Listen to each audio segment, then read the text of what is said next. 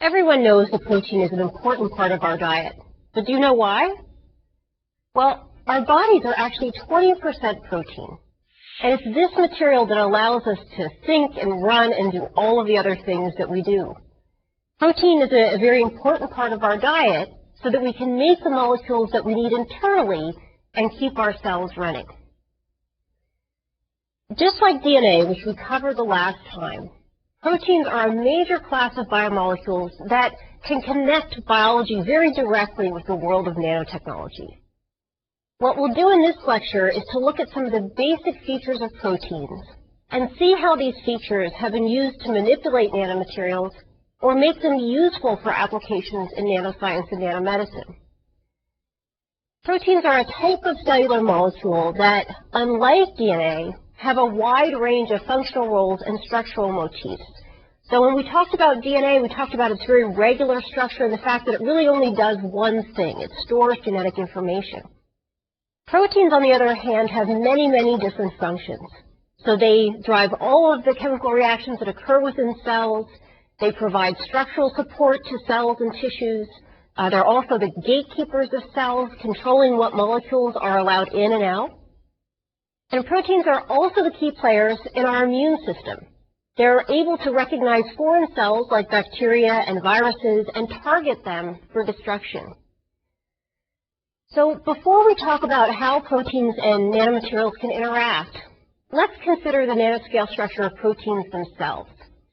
These molecules are composed of small building blocks that we refer to as amino acids. And when we call them small, what do we mean? Well, they're no more than 1 nanometer in size. So the picture that you're looking at shows the structure of tryptophan. This is an example of an amino acid you're probably familiar with because of its reputation for making us sleepy after we have Thanksgiving turkey. That's not its major function, but that's one of the things that it can do when it's floating around in cells. It turns out that there are 22 versions of tryptophan that serve as building blocks in proteins. And they're all slightly different. Some are more greasy or water-friendly, or they may have a molecular charge. The part of the amino acid that you're looking at that's gray is what varies from one amino acid to another. The rest of the molecule stays constant. And the ordering of the amino acids within a protein can have a strong effect on structure. Now, how is the sequence or the ordering of the amino acids within a protein determined? Well, this is what the information within DNA is used for. It's turned into a protein code that gives cells the molecules they can use for all of their various functions. The first glimpse of protein structures at the nanoscale came around the time that DNA structure was first characterized.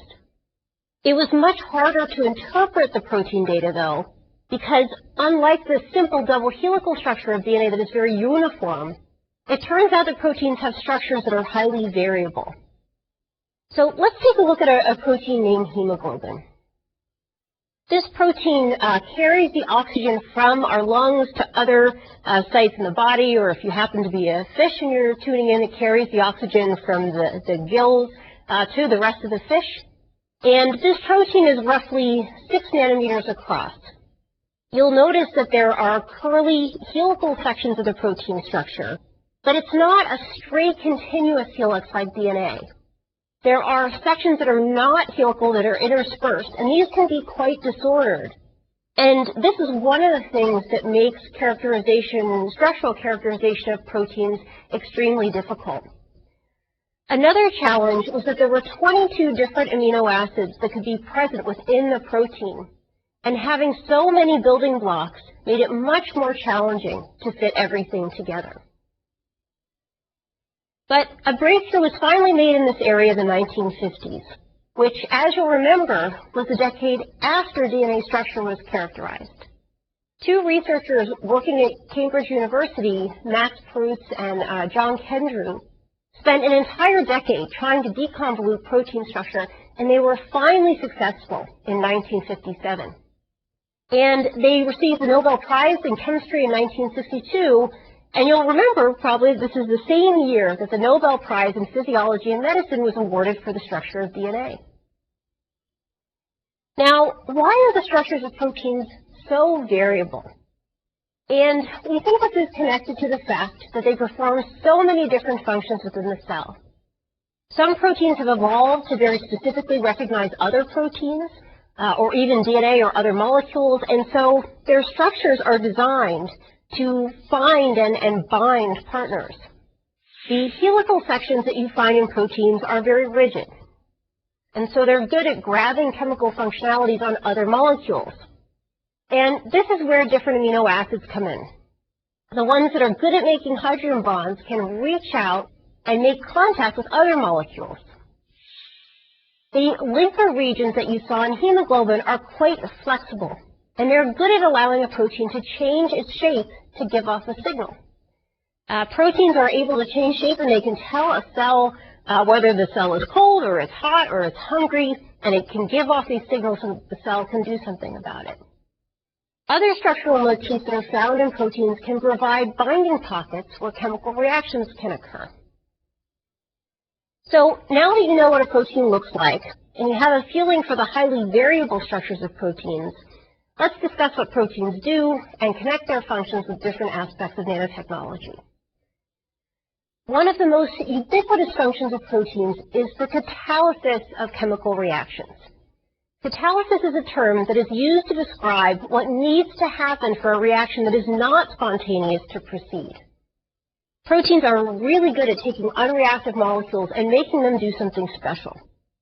They do this by binding molecules in special pockets where they can bend the molecule to put it under stress and break a bond, or they can use one of their own functionalities to cut or replace a chemical bond. And they're very clever about getting work done. Let's take, for example, the peroxidase enzymes. As the name suggests, peroxidases can break down peroxides, like hydrogen peroxide. On its own, hydrogen peroxide is pretty stable. But when it binds the peroxidase, it's cut in two, and it's made very reactive. And this is an important function that helps the immune system fight disease. In the presence of an infectious agent, for example, a bacterial cell, the enzyme converts hydrogen peroxide into a reactive molecule that will stop the bacterium in its tracks by damaging its cell wall. So this type of enzyme and the chemical catalysis that it facilitates has an important function that keeps us healthy. And there are actually a variety of diseases linked to high and low peroxidase levels. Too much peroxidase seems to be linked with coronary artery disease. The peroxidases may help to speed the formation of plaques that are very harmful. But too little peroxidase is linked with immune suppression, also problematic. A very interesting potential new role for peroxidases has been identified as relevant to the use of nanomaterials. The enzyme peroxidase seems to be able to break down and biodegrade carbon nanotubes. And we'll talk more about carbon nanotubes when we discuss drug delivery, and you'll appreciate why this discovery was so important as we talk about how powerful carbon nanotubes can be in an in vivo system. The discovery that carbon nanotubes could be broken down with peroxidase was made by Alex Starr, a professor of chemistry at the University of Pittsburgh. Alex worked with carbon nanotubes for several years, and he first developed very powerful sensing systems using these materials. But in the course of these studies, he began to wonder what would happen to nanotubes once they were inside the human body. And he was then the first person to observe that a peroxidase called myeloperoxidase could degrade a nanotube. He first showed that this was possible in a test tube, and eventually showed that it could also occur in a living animal. And this finding really captivated the nanoscience community because it indicated that nanomaterials could be biodegradable. And again, we'll come back to this, but we'll discuss how nanotubes can be used for drug delivery, and you'll realize that if they were not biodegradable, this type of application just wouldn't be possible. It would be very problematic, because if nanotubes were left behind once a drug was dispensed, they would eventually accumulate and they could cause inflammation. And there have been studies of mice where mice that inhaled carbon nanotubes developed severe lung inflammation and went on to suffer from lung fibrosis. So this is a serious concern, and this is why finding a way for nanotubes to be biodegradable was a major breakthrough. The way that peroxidase degrades nanotubes is a really amazing process. So nanotubes sometimes exist as what we call multi-walled structures, meaning that there is a nanotube inside of a nanotube that is inside of a nanotube. This is very much like the Matryoshka dolls that maybe somebody's brought you as a present from Russia that are nested dolls. Now, when peroxidase degrades these materials, it does so one layer at a time. And Alex Starr and his team were able to observe this in real time. They were also able to observe that once the nanotubes were present as a single layer, so all of the outside layers were degraded, and then there was just a single nanotube left, the enzyme chewed from the middle of the carbon nanotube to break them into smaller pieces. And when I read about this mechanism in detail, it reminded me a lot of the way that my kids eat sandwiches that they don't like. So I have a 2-year-old, 4-year-old, both boys, and if I give them a sandwich that they don't like what's in the middle, they start to eat the sandwich from the outside, and they eat the bread. They eventually break one sandwich into 20 sandwiches, and all that's left is whatever was the filling for the sandwich with a little layer of bread. And that's exactly what happens to these carbon nanotubes, that they get chewed up from the outside, and then just the core is left.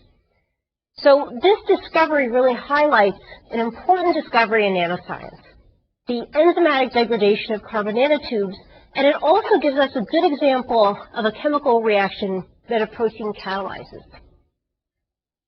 Another important class of proteins are antibodies. So these proteins do all of the heavy lifting for our immune systems. Antibodies are able to specifically recognize foreign agents in our bodies and tag those foreign agents so that they're eliminated.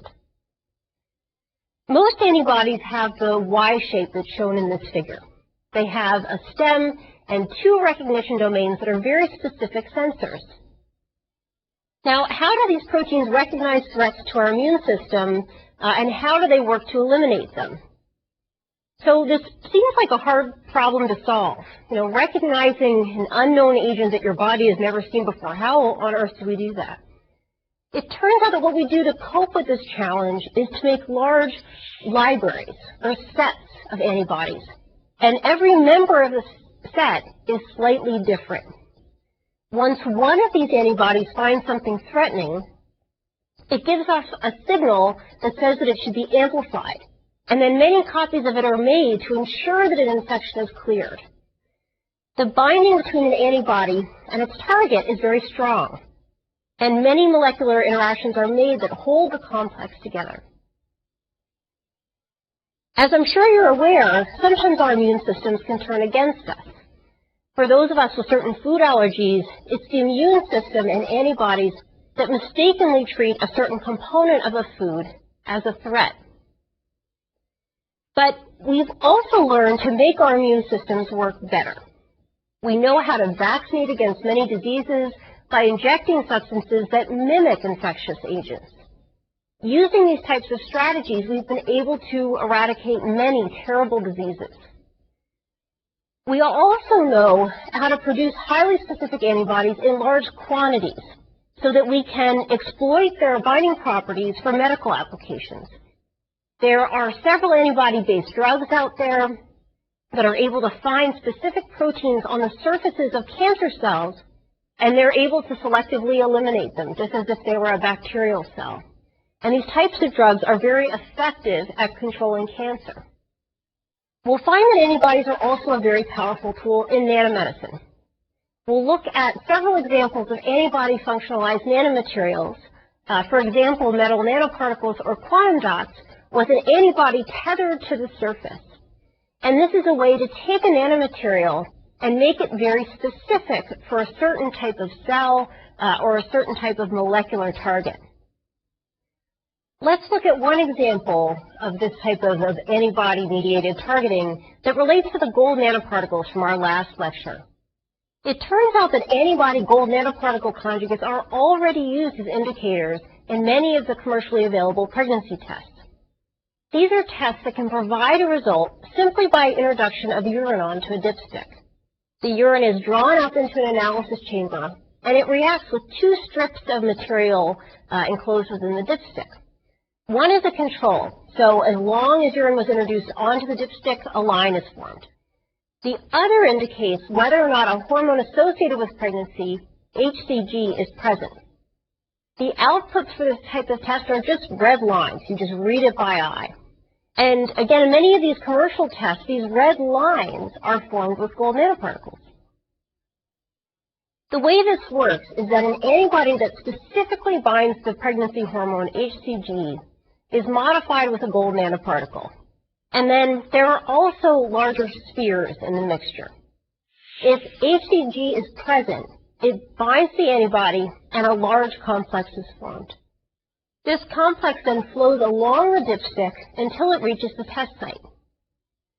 At this site, a filter will stop the large complex from flowing through it, and it concentrates it into a line. And then close by, any leftover gold nanoparticles that are still there are trapped by a finer filter, and they're used as a control to show that the sample was actually transported through the device, so that you always have a positive signal, even if the pregnancy test is negative. So here, the intense color and the nanoscale size of gold nanoparticles are being leveraged to make this type of diagnostic testing easier and more sensitive. If it was not for the nanoscale size of the particle, the filter-based approach would not work. So small molecules that we usually use as colored dyes are difficult to stop with filters. So this just wouldn't work if all we had to work with was a dye. So now you're a little bit more familiar with antibodies, and you can see how they can help a nanomaterial recognize a target molecule and sense it. And we'll look at many other examples of materials functionalized with antibodies as we go along through the next few lectures. Now, not all proteins have functions that we consider active. Others are passive, and they're present to provide a structure to a cell or a tissue. For example, collagen, which is a protein named after the Greek word for glue, is a main component of connective tissue, and it represents 30% of the total protein in our bodies. It has a very interesting structure, so rather than being variable, it's quite constant, and it always exists as a triple helical structure, about 1.5 nanometers wide and 300 nanometers long. These triple helices of collagen are wound into tough bundles. They can be hundreds of nanometers thick, and they provide a guide that can tell cells where to grow. And there are a number of diseases related to problems with collagen. So I'm sure that you've heard of scurvy and know that this results from a deficiency of vitamin C. Scurvy was at one time a serious issue for those on long military expeditions at sea, but it is fairly rare now that its origin is well recognized. It turns out that the vitamin C deficiency that causes scurvy produces defective collagen, and the connective tissues are affected. The gums in our mouth are particularly susceptible to this, and tooth loss was a major ramification of scurvy. As well, healing of wounds is a process that's expedited by collagen, and slow healing was a major symptom of scurvy that made people affected with this disorder susceptible to infection. Collagen is an intensely studied protein also because of its role in our physical appearance. So the changes that appear in our skin as we age, those come about because of collagen breakdown. So as we age, the collagen in our face and other places kind of breaks down and we lose the structure of our skin. So many cosmetic procedures have been developed that attempt to reintroduce collagen to repair the effects of aging. Collagen is also an important component in types of artificial skin that are under development and an important ingredient in treatments given to burn victims. The relationship between collagen and nanoscience is that this protein has been used as a model for the development of nanomaterials that can support cell growth. As we just discussed, collagen is oriented in fibers, and its directionality and the spacing of the fibers tell cells how to position themselves. And this natural phenomenon has been mimicked with nanomaterials. Researchers at the Massachusetts Institute of Technology have produced nanoscale gratings that mimic the structure of collagen. And they found that these gratings are effective at orienting cells.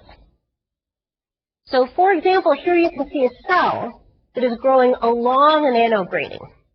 Without the collagen mimic, the cell simply spreads. It doesn't have any directionality at all. And it turns out that it's very important for cells to have directionality in order to be able to build up tissues and organs in an organized manner. And so these types of materials have tremendous promise for artificial tissue engineering. We'll return to this topic in a few lectures. For now, we're talking about the different functions of proteins at the nanoscale, and we've talked about 3 different functions so far. We've talked about proteins that can catalyze chemical reactions, proteins that are good at recognizing other molecules, and proteins that provide structural support to tissues and cells. So now let's look at one other important function of proteins that relates to a role that they can play in nanoscience, and the role that they play as cellular gatekeepers. Now, cells are very picky about what they take in. They do this to protect themselves. And it's rigid requirement that very delicate balances of different molecules be maintained in cells. And there are proteins that sit on the surfaces of cells, and their function is to decide what should be allowed into the cell or what should come out of the cell. These proteins, and we call them receptors, are inactive if they don't have anything bound. They just kind of sit there and wait for something to happen. But once they do bind something, they trigger an amazing chain of events that causes the cell to make pockets in its outer membrane. And these pockets, if you imagine the cell membrane and it's nice and smooth, and then this protein binds something that it wants to take in, and then the membrane will just loop in, it'll make a pocket, and the edges will reclose, and then whatever the receptor wanted to drag into the cell comes in. This type of process plays an important role in how cholesterol gets processed. One type of cholesterol is packaged in a nanoscale particle formed by a protein called low-density lipoprotein, or LDL. These particles can bump into a receptor on the surface of the cell, and the cell takes the LDL in. Now, LDL is what we think of as bad cholesterol, right? That's the one that you don't want to see showing up when you go to your physician for a checkup. But there's a reason for this. So if we don't get that LDL into cells, it's running around in our blood, and that's when it can do bad things. If this process goes smoothly and the cholesterol is taken into the cell, then it can be metabolized and processed very efficiently. So individuals that have a defect in one of the proteins that sense the cholesterol particles, the LDL, if you have a defect in that, you will be very susceptible to having high serum cholesterol concentrations, and you'll be more susceptible to the coronary and vascular issues that come along with that. Now, LDL is roughly 15 to 25 nanometers in size, and so the cell is used to seeing nanoparticles of this size. And interestingly enough, it turns out that gold nanoparticles can use the same pathway to enter cells. They bind receptor proteins on the outsides of cells, and then they're taken in through these pockets that can be formed in the membrane that I just described. And how efficient the uptake is depends quite a bit on the structure and the size of a particle. A colleague of mine at the University of Toronto, Warren Chan, studies this issue in detail.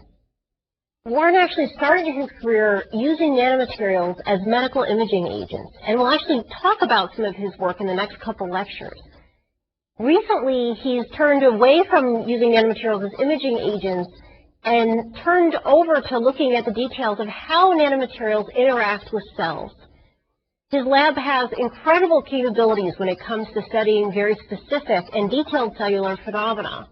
but he also has significant experience in the development of interesting new nanomaterials. Recently, Warren's group did a study where they looked at the uptake of gold nanoparticles and nanorods into cells. What they found was very interesting. While the spherical particles that they studied, and these were particles with many different sizes, they all entered the cells. But when they changed out the particles for rods, they did not see any uptake into cells. So it seems as though a cell can be fooled into thinking that a gold nanoparticle is a particle of something else, like cholesterol. But it knows that the aspect ratio on a rod is not right and that that material does not belong in a cell. The Chan group also observed that the closer the size of the nanoparticle was to something biologically relevant, like LDL, the more efficient the uptake was. Now, how did they do this study? How did they tell whether or not the gold particles were getting into the cells? Well, the Chan group uses quite a bit of a technique that I think you've already heard about called scanning electron microscopy. So they incubate the material with the cells that they want to study, usually human cells that you can culture in the lab. And then they take them over to the electron microscope, and then they actually image the cell. They look at different pockets of the cell. They look for the gold nanoparticles stuck in the membrane, or maybe in the cytoplasm of the cell. That's just kind of the stuff in between the organelles, or maybe even inside the nucleus or other organelles like mitochondria. And they count up how many particles are there and look at the localization profile to draw some conclusions about whether or not the particles could get into the cell. And so it's a very precise measurement that they use to study this phenomenon, but as you can see, it gives us a tremendous amount of information. This type of study is quite helpful as new nanomaterials are being designed for applications that take place both on the inside and the outside of the cell. We can use this information. We now know that if we want a nanomaterial to enter a cell, let's say perhaps to deliver a drug, that it should be spherical and as close to the size of a natural nanoparticle as possible. On the other hand, if we want a nanomaterial to stay on the outside of a cell, perhaps to tag the cell as a cancer cell for detection, it should be rod-shaped. We will return to how receptors can be used with nanomaterials in the next few lectures. In this lecture, we've reviewed the main functions of proteins, and we've linked each of these functions to the world of nanoscience. Now that we have all of this information about proteins, and all the information that we went through in the last lecture on DNA, we're ready to talk more about specific applications in nanomedicine. In the next lecture, we're going to discuss a cutting-edge approach to detecting cancerous tumors in the human body. And we'll talk about how sensors made of quantum dots can serve as beacons that will illuminate sites of cancer. See you then.